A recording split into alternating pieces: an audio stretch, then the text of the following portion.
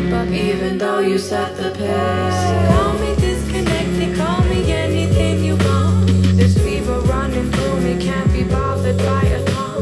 No more walking through this life, I'll hit your right some passerby who doesn't care to know my name will take me gone without a trace. Keep dreaming, yeah.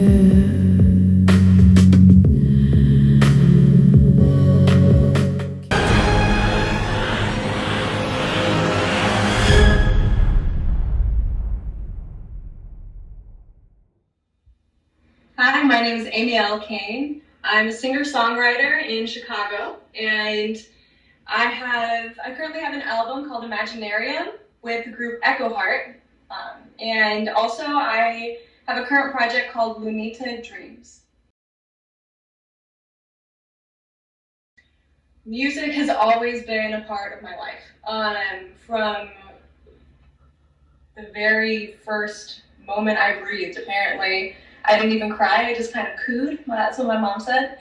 But I was raised by opera singers. My auntie and her wife, Karen, and my twin brother and I were raised by them from a very early age. So we had kind of this charmed childhood where we were always singing. Our world was kind of Disney. People would say, they'd come over and where somebody might say, "Hi, how are you doing?" I would say, "Good morning, good morning." Just like burst out into the music because that's how we were raised. And it was interesting, that kind of dynamic, because to sing a lot and kind of sing all day and kind of live in a musical as we did growing up, it takes a little vulnerability and a little fun, but it adds levity into the world as well. So yeah, but I grew up in that atmosphere in Chicago, and then I was in choirs. I was in the Chicago Children's Choir. My brother was in Cantoris Minoris, which is I don't know if it's still around, but it was a Catholic boys choir, and it was all boys, and he and I are twins, right? So we were really competitive. And so I knew all of his songs in every language that they sang them. I was so jealous that I couldn't be in it, in his, elite boys choir. But anyway, he has a marvelous voice as well. But yeah, just growing up, I was always singing. I ended up getting into bands, little groups, performing every so often. But my songwriting really took off when I got into college, around that time. And when I realized I could sing and that I could do it in a way that was performative and not just part of my life, was around college, because I was writing this really robust material and just kind of singing to myself and trying to capture these poems, and just realized that in the mainstream, you're hearing certain stuff and you're like, I could do that. I could totally do that. I could give people a message. I could share my talent, but I could connect with people. My creative process, I would say that it is pretty counterintuitive. Most people, well, I don't know what most people do. I only know what I do, right? But anytime I try to sit down and create a song, right? I created a nice environment, I get a little glass of wine or some tea, whatever, right? I cannot write a good song. I can write a poem, you know what I mean? But not something that would necessarily translate into a great song. But on the other side of things, I'll be walking through a grocery store and I'll see a word that catches my eye, or something that reminds me, that like triggers a memory, and then this whole hook will blossom, this whole song will blossom in my mind, and I'll be like, oh crap, like how am I going to get this down? I'm around other people, and one of the things I'm glad for growing up singing, just around people randomly, as if living in a musical, is that I will just get my phone up and I will start singing into it, and I will, full voice the melody that it comes with in my mind, in my imagination, and and that way I can archive this thing in this random moment. And this will happen again when I'm shopping, when I'm working out, when I'm at work or something like that. If I'm at work, I have to like go outside. I can't sing full voice in my job necessarily. But we also have my wife and I in the fridge. We have the poetry magnets, and so we'll have little messages to each other, but also we'll create poems, right? And the other day we were sitting, and I saw a series of poems that she had made. So they're different separate poems, but I just started singing them. And it actually, the song is, in light of today, all the heavy human shadows already preparing for tomorrow, placing yesterday quietly in the past, hoping that this time will never last.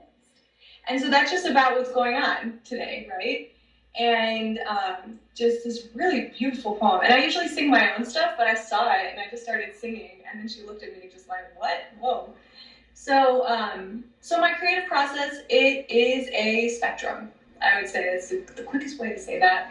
And sometimes if I'm listening to ambient music too, or like electronic music, and there's a really great rhythm, but there's no words, sometimes I'll just like sing my own song into somebody else's music, and then, to just kind of give it form.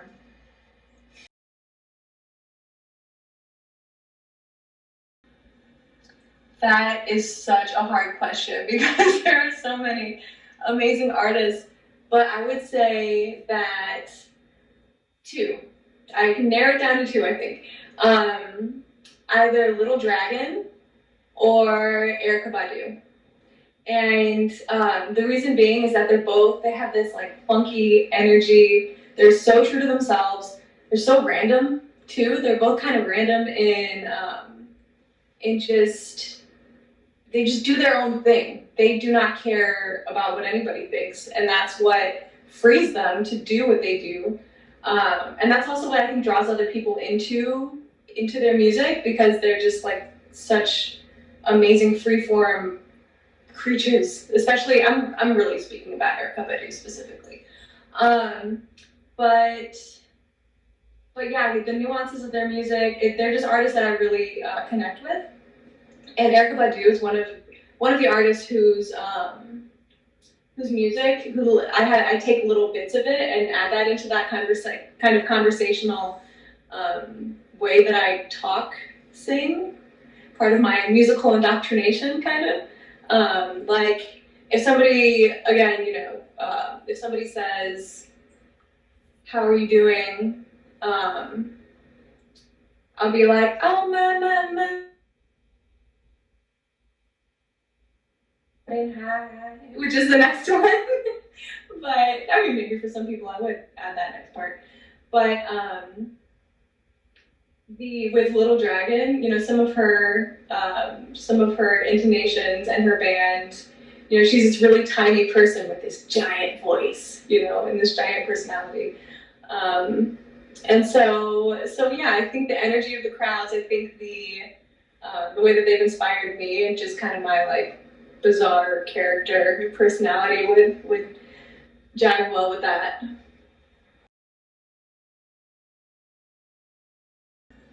I have performed in countless little kind of storefront gallery settings, and I usually like that type and prefer that type of setting because I can make eye contact with somebody. I can bring them on stage and twirl them, and and then put them back and totally make their night. But actually, one of my favorite shows ever, and one of my favorite places to perform, was the total opposite of that. It was a club in Champaign called the High Dive. And the reason being is because I was performing with another artist in this event called the Great Cover Up. And it is an annual fundraising event where bands get together and they cover another group, another band.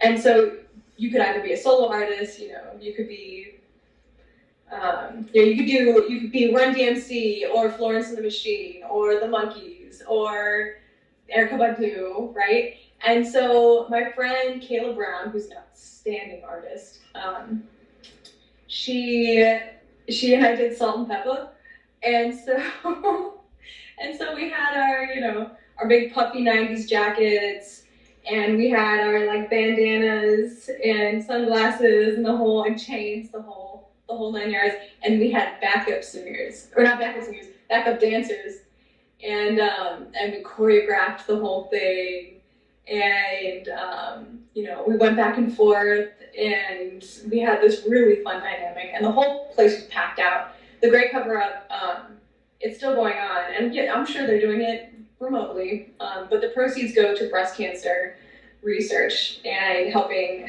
folks locally. Probably, yeah, I know it makes a big difference. So it was that going behind it. I would say honestly, the most fun I ever have when I'm performing is when it's for someone else. Is when the proceeds go to someone else. Because I did another fundraiser in Chicago that was really wonderful, and that was more of a storefront gallery type intimate situation. But yeah, the one joint in Chicago and High Dive from the Cover Up as Salt and Pepper with Caleb Brown. Those are my favorite.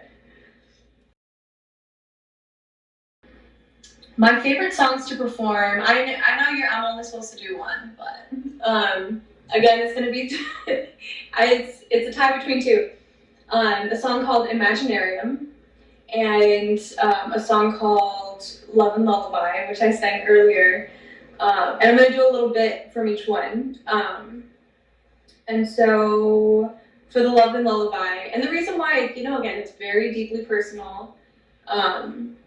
These songs were made because I couldn't quite express how I was feeling just by talking, because I have so many feelings. I feel hugely, I love passionately. I communicate expressively. I am a big person. I am a big personality.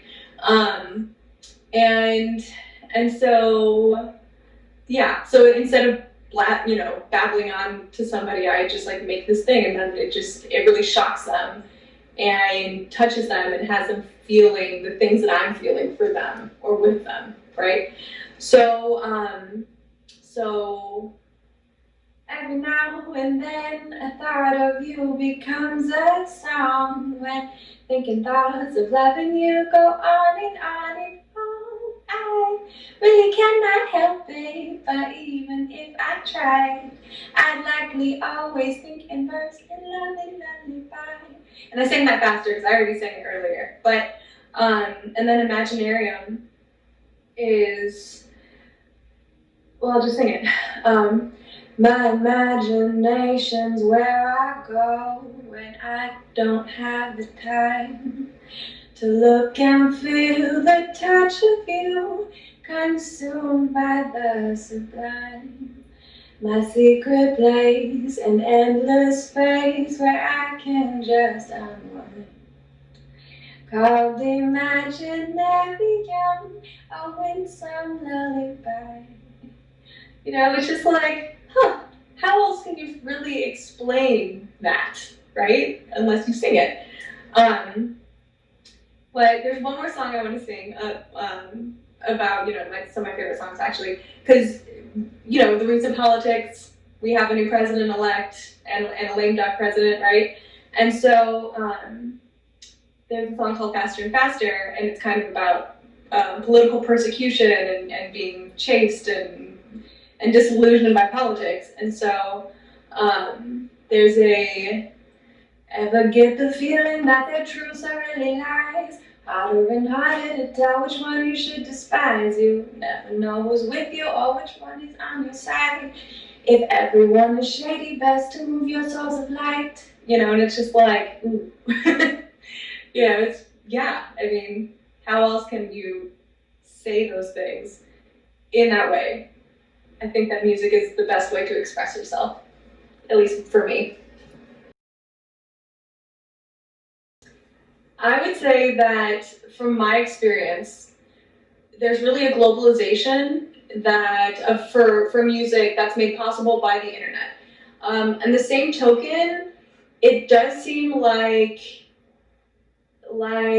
you have to have a certain type of connection to be able to make it in the music industry right now. That is web-based, that is managerial based, and I think that that's kind of always been. But it's almost like there's a particular type of preference or accessibility that both inhibits and opens up the industry for with the internet. And so, like, I have a Bandcamp page, Echo Heart. So it's www.echoheart.bandcamp.com, right? You can listen to my album. It's available for download, right? And so I've had people download my music from Australia, right? Who wouldn't be able to hear me sing locally. And Germany. We've gotten a lot of attention from Germany. And it's kind of funny because I speak German, but I've never performed in Germany, not yet. But yeah, no, so I think that it's globalized music in a way that really improves accessibility. So that's the takeaway. Right now, my music remains on Bandcamp, and I'm looking forward to just expanding that, spending more time in marketing it to iTunes and to Spotify and that. So that's the way to really get your fan base. And also there's so many algorithms with these programs, with these apps, that it helps you discover new music. And I think that's cool as well. Because if you don't know someone, you don't know what you don't know, right? But if you liked this group, and then they kind of triangulate and help you discover other artists like that. So, yeah, I think overall it's good. It does suck a little bit if you don't have the full representation, and if you don't know anybody, if you don't have the connections, right? You don't know how to get connected. So in that way, it's kind of like a privileged situation, where it might take somebody a little bit longer to break into it because it's seen as the main platform for music, especially right now, during the COVID pandemic. And so we'll see. And I look forward to doing more with the internet because it's a platform. That's what we're working with now. It's a future. It's a present and the future. And I think it's a really important tool. The most trouble I've ever gotten into, do I want to say this on camera? I would say that I have, for a long time, when I was in the music scene in Champaign-Urbana, I lived on the cusp of trouble. I almost got in trouble a lot, but I never really got caught. So I should have gotten caught. I actually, one of the reasons I moved back to Chicago from Champaign is because my friends were getting picked off one by one by the police. And I was like, okay, 8 degrees of separation. This is 0 degrees of separation. I need to get out of here, right? And also kind of reevaluating my life and being like, it's time to move on, for a lot of reasons. But yeah, so I would say that, I never really got caught, but I always almost did. There were a lot of injuries that I sustained, and kind of got in trouble in that way. I ended up getting whiplashed on a trampoline. That sucked, because I was playing the popcorn game on a trampoline, having way too much to drink. I might have been smoking some marijuana. But yeah, that's that. For those who are just starting, or for the up-and-coming artists, the young artists, who are just kind of understanding their style. This is so cliche. The first part is cliche, but be true to yourself. Do not try to sound like somebody else. Nobody wants to hear the same thing over and over again, you know? But also, you won't really thrive if you're doing someone else's music, you know? As Whitney would say, never to walk in anyone's shadow. Thanks, Whitney. And, you know, but if you're inspired by another artist as training wheels for you to really get going, that's cool too, you know? But really just be true to yourself, and, you know, there's nothing too weird, there's nothing too simple, there's nothing too nuanced for artists to do, because somebody's gonna get it, somebody's gonna connect with you, somebody's gonna be like, oh, I'm not the only one, you know? And music is really about connection and showing yourself, you know? Showing exactly what you want to show too. There's a lot of interesting control and creative license that music allows you to do, allows you to have. The other thing is most people won't be awesome at the beginning. You're probably gonna suck a little bit. You're gonna flop. You'll embarrass yourself. You'll go flat exactly when you don't need to be going flat. But that's okay too. You know, you have to make the mistakes to recognize that you will survive them.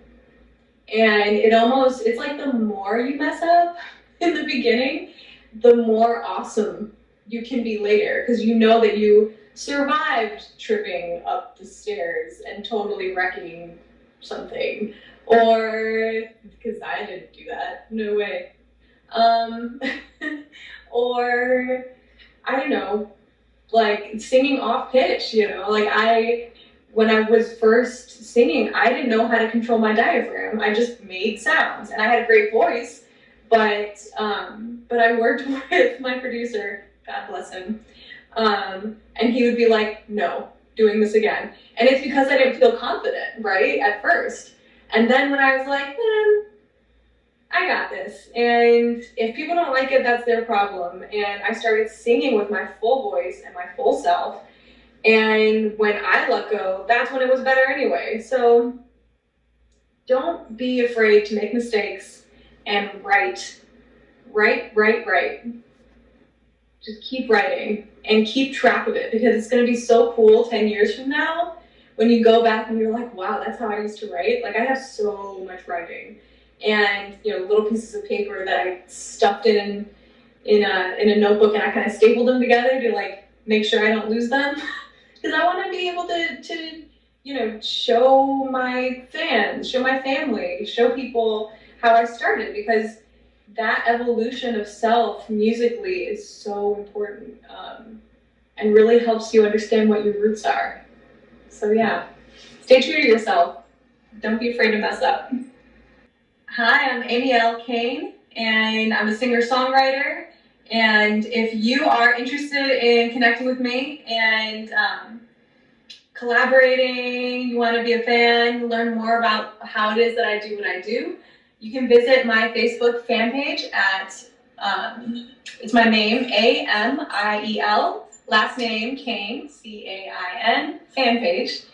And yeah, hit me up. I'll see you there.